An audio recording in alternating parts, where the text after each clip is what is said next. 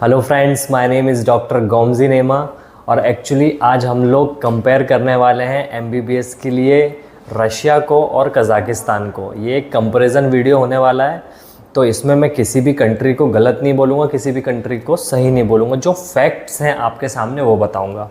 सबसे पहले बात करते हैं कोर्स ड्यूरेशन की। रशिया में एमबीबीएस 6 साल का है।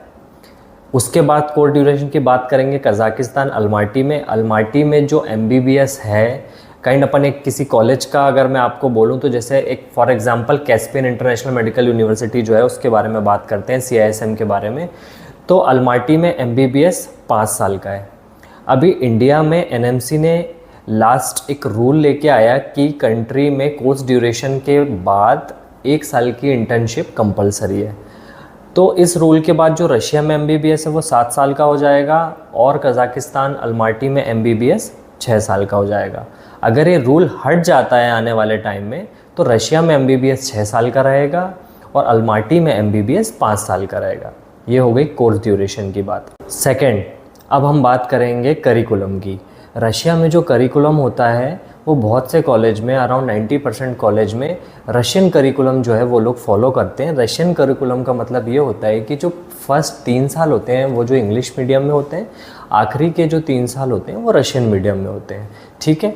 उसके बाद इसी जगह आप सेंट्रल एशिया जैसे अलमाटी की मैं बात करूँ आपसे, तो अलमाटी में फुल 5 साल का आपको इंग्लिश मीडियम में एमबीबीएस देखने को मिलेगा। उसके बाद हम लोग बात करते हैं लाइसेंस एग्ज़ाम की। तो जो रशिया में लाइसेंस एग्ज़ाम होता है वो 90% नहीं 100% रशियन लैंग्वेज में लाइसेंस एग्ज़ाम रशियन लैंग्वेज में होता है।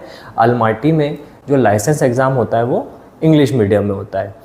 उसके बाद अगर मैं बात करूं आपसे कनेक्टिविटी की, तो कनेक्टिविटी रशिया के लिए अभी काफ़ी मुश्किल हो गया है क्योंकि वहाँ पे थोड़ी सी कुछ वॉर की सिचुएशंस चालू हैं।